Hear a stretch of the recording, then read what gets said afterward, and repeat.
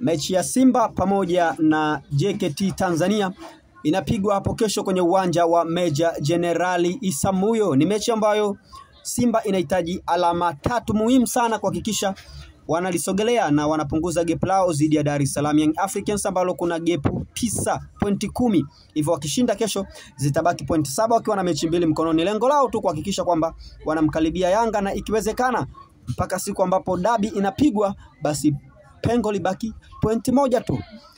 Mechi ya Simba na JKT Tanzania haiwezi kuwa mechi nyepesi hata kidogo, kwa sababu mechi ya kwanza Simba alishinda goli 1-0 penalti ya dakika za jioni ambayo ilipigwa na Jean Charles Ahoua.